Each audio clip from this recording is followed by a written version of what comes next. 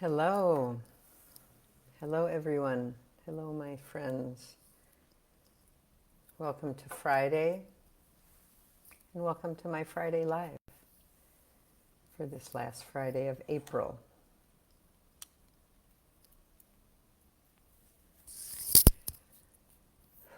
So, what if letting go, what if releasing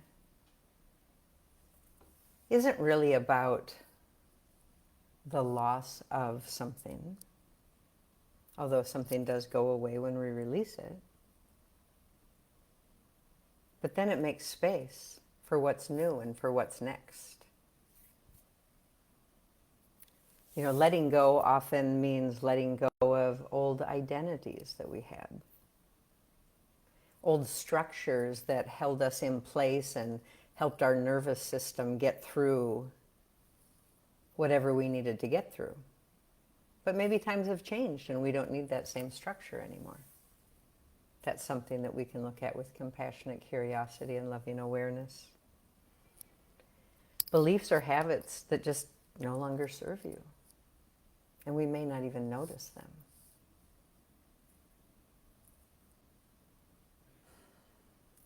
As a death doula, I have had the honor and the privilege of being alongside people and their families as they pass from this human experience into the next experience.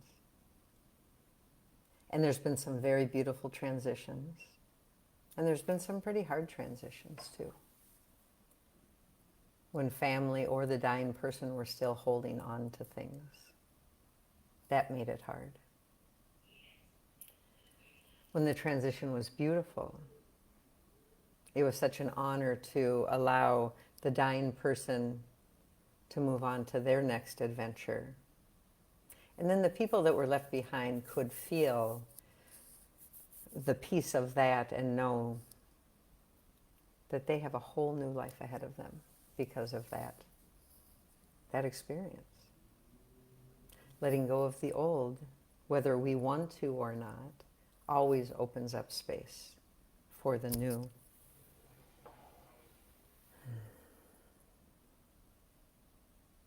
If there are things in your life that just don't feel aligned anymore, maybe beliefs, friendships, a job, allow yourself to really explore that. You can sit with yourself and close your eyes and just notice what you feel as you think about whatever this thing is that you need to release. Does it feel good? Does it feel heavy? Does it feel exhausting? Yeah, you can find that out. You can find that out and just deepen your understanding. And that can lead you to a new path.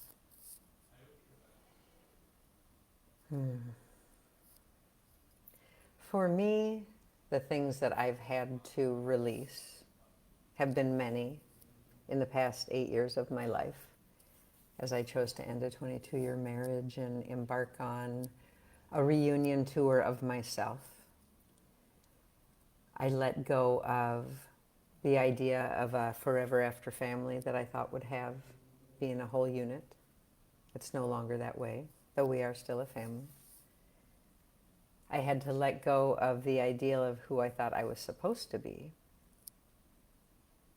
and see who emerged when I allowed myself just to be me.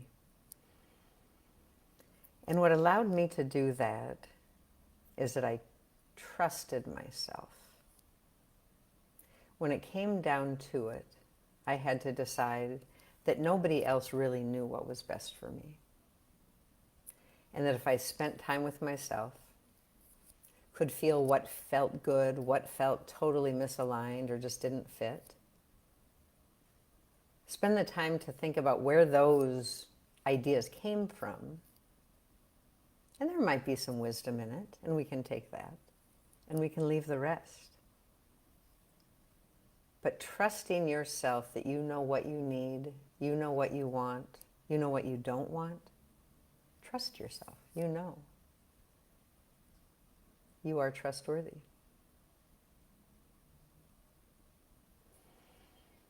You know, oftentimes people are like, I don't know what's going on in my life. I feel restless. I feel depressed. I'm just afraid to change because I don't know what's next.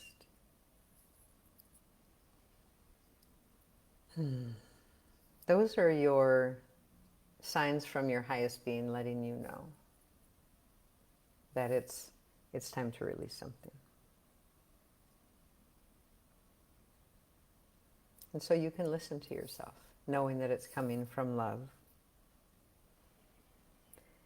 Releasing is making space for really what is meant for you, and trusting that what is meant for you will come to you because it's meant for you. So I encourage you to spend some time just sitting and feeling and just seeing what comes up, what is ready to be released. Thank it for showing up. And then just allow it to go. Might take a little more work than that, but at least you now know. And then thank yourself for the communication. That's always really important. So peace to you. Be gentle with yourself. But know that all information that you receive from within is love. Because you love you. And I love you. Have a great weekend. Peace.